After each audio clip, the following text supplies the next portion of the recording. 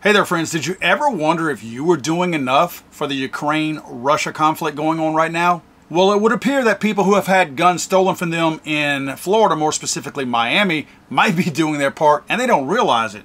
Small arms confiscated in the United States were delivered from Florida to Ukraine. People's Deputy of Ukraine, Marian Zablotsky, said that this is the first such case of handing over confiscated weapons. 101 units of the first batch have already been delivered to Kyiv. It's said that all the weapons are semi-automatic. The city of Miami was the first to support the idea of transferring surplus civilian weapons to Ukraine, as well as weapons confiscated in the United States. Now, when they say surplus, most of us, when we hear the word surplus, we're thinking military surplus, stockpiles that they may have, and they're selling through the, I forget what the program is, out of Talladega, Alabama, but essentially surplus, Garands, 1911s, and things like that. That's not what they're talking about right here. They're talking about, quote, buyback programs that Miami had. According to this article, which by the way is a Ukrainian site, but it was checked out by BearingArms.com, which is where I got this story idea from. Quote, actually, the idea arose to ask U.S. citizens for their surplus weapons because many simply have dozens of them. Many of them are ready to share surplus weapons, transfer them here.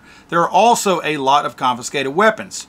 In June of 2022, Miami police had a buyback weapons program called Guns for Ukraine. They gave monetary rewards ranging from $50 to $200 per gun. The Miami police added confiscated pistols to this, along with submachine guns, which are probably just smaller semi-automatics, because they did state that all of the guns that were collected were semi-automatic in nature. Now, let me break a little bit of this down for you real quick. Okay, first of all, taxpayers are on the hook for all of this. For everything. There's two types of weapons that were gathered and collected by Miami and sent to Ukraine. The first kind would be the gun buyback. Well, okay, Miami never owned these weapons to begin with. So everyone who gave a weapon to the Miami Police Department and sold it to them, they were paid for, or paid back, if you want to use their term, with their own money, taxpayer money. The Miami Police Department does not make anything. They don't produce a product. They don't provide a service where they charge money for it. Nothing like that.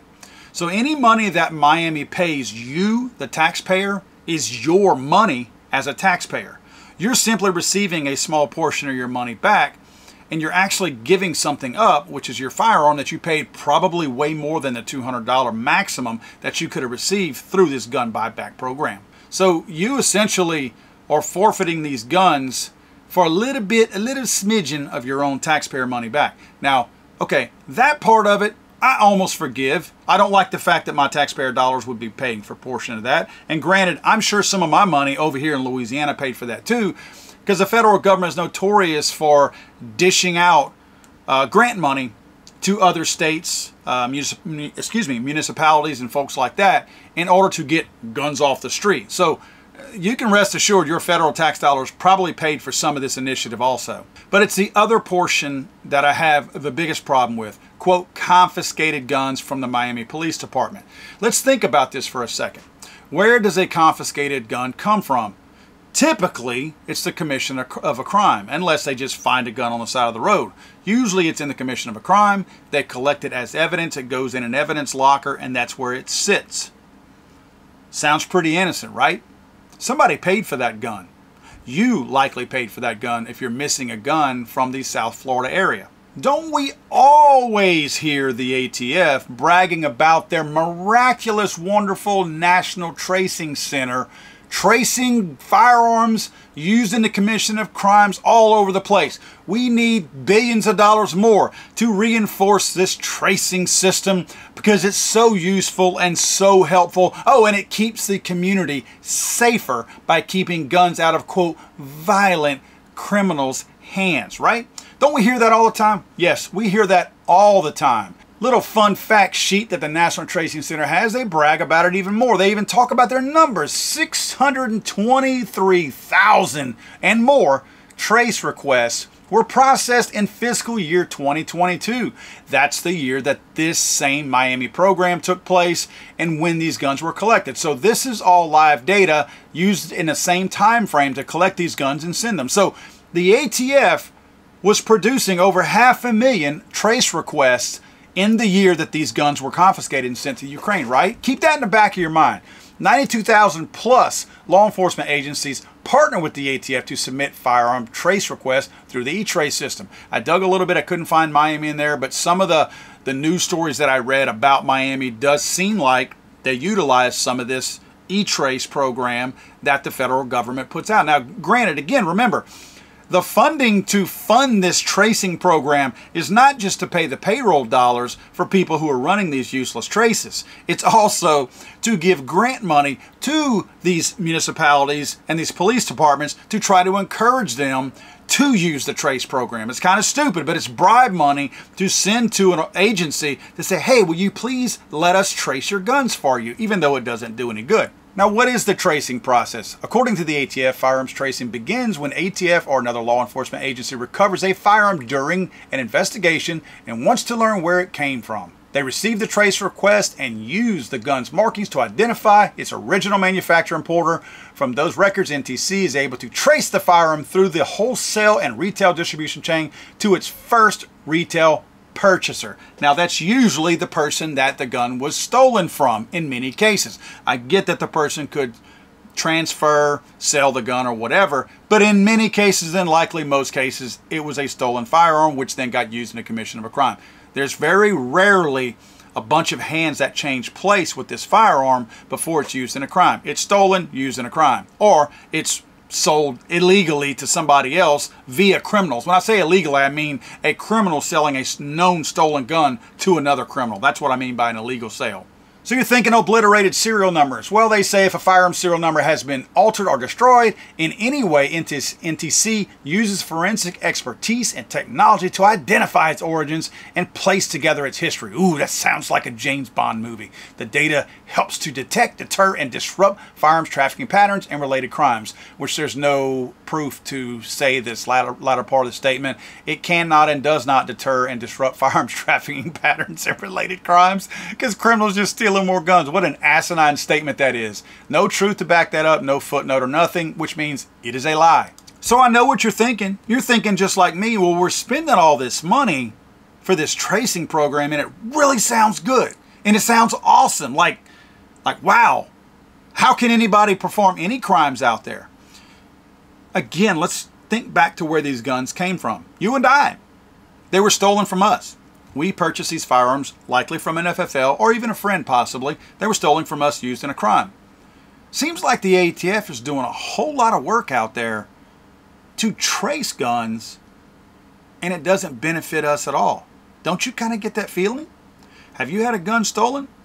Did this tracing process find you and get your gun back to you? So if the only thing this tracing process does is tell the ATF who the original owner was, and if it's likely, in most cases it is, an honest law-abiding citizen that purchased it, then how are you thwarting a crime and what benefit does this serve to the general public?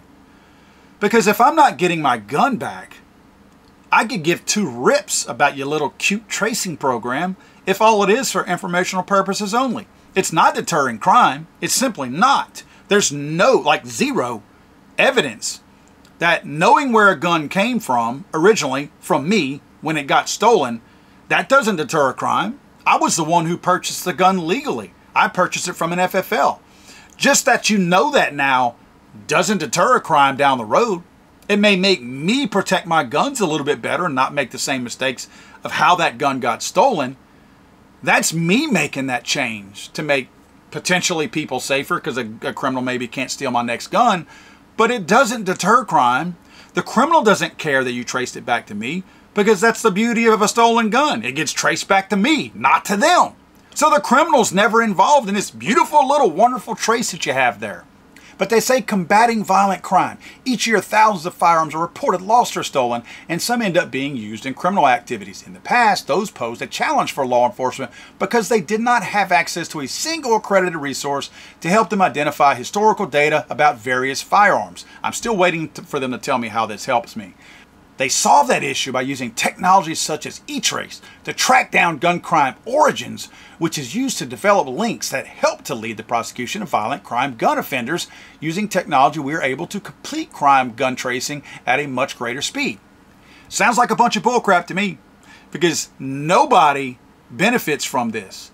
If they're talking about tracking down a source, maybe they're talking about a straw purchaser, maybe.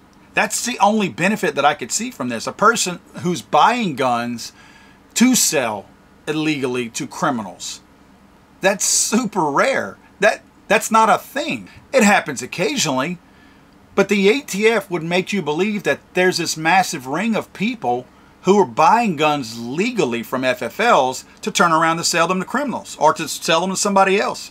You notice how nowhere on here, not one bragging paragraph that you see from this entire ATF website says anything about all these guns, 623,000 traces. You can best believe most of those guns were stolen from you and I. There's not one word about how it benefits us because it gets the guns back into our hands. You ever wonder why this tracing program never finds a way to return a gun to us? So once these people find out where these guns were stolen from, why don't they return them? You might be thinking, well, they're evidence. They need to be locked up in an evidence locker, and eventually there's going to be some kind of a trial, and then, of course, maybe the gun can be released at that point. Really? Then why were all these guns sent to Ukraine? In other words, if they're evidence, they should not have been sent to Ukraine, right? If they're evidence from trials that have already taken place, then why weren't they returned to the rightful owners using this magical eTrace program? In other words, the eTrace program doesn't do anything for honest, law-abiding Americans. All it does is provide data and busy work for the ATF to go, look, we're busy, we're helping, we're doing things. See, we're busy. So we must be helping, right? It's a safer community because we're busy. Guys, this is theft from the American public. Those guns were purchased with your money, your hard-earned money. You bought the gun. You were taxed on the gun. You were taxed on the money you bought the gun with. They took your gun and sent it overseas and did not return it to you, but yet they brag knowing that they know where it came from. They know it was stolen from you, yet they don't return it to you. Is this program only to harass honest, law-abiding Americans? Because again, we hear people, oh, well, maybe some of them had the serial numbers obliterated, damaged, ground off, or whatever. Well, the ATF is bragging that that's not an issue for them. They have this wonderful technology, and I've seen it. It's like an infrared type technology where they X-ray technology, where they can see the imprint below where it was ground off and still see where that imprint was of that serial number. So they're bragging that even that's not a deterrent for them. They're still not returning those guns to us. Have you had a gun returned that was traced and they found where it came from? Ah, we got your gun. Based on the ATF's braggadocious website and all their wild claims about doing all this wonderful tracing and needing more money for all these tracing purposes, how easily could the ATF be tracing these guns and returning them to the rightful owners who bought these guns instead of sending them overseas to Ukraine? Folks, this is just another way that the federal government is taking our money to fund a bureaucracy like the ATF who does busy work, and we never benefit from it. It doesn't make anyone safer. Come on, guys. Post in the comments down below, you Fed boys too. How does tracing a firearm make anyone safer? I get the buzzword. The use of the buzzword is a beautiful thing. When you say safety, you can't question that anymore. Oh, if it makes everyone safety, oh, we're safer. Never mind.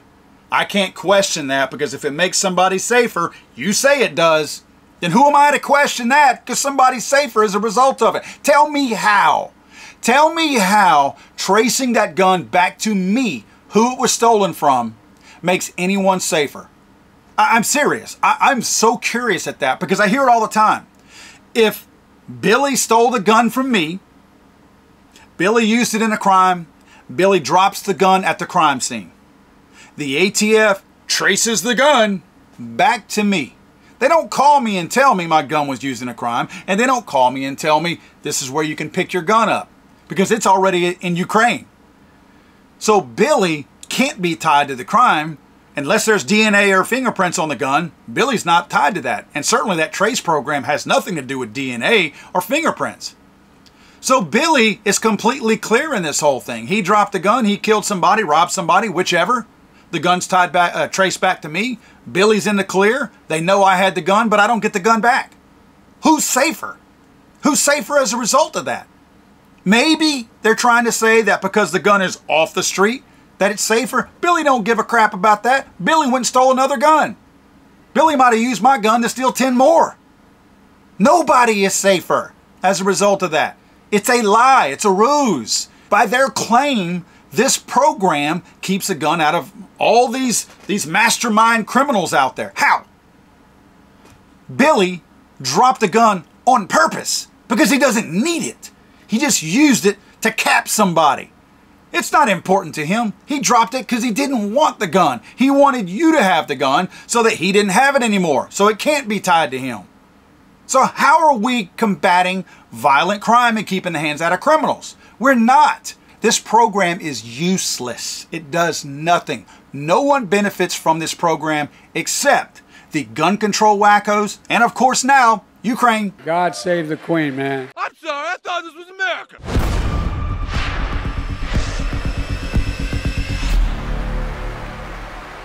He's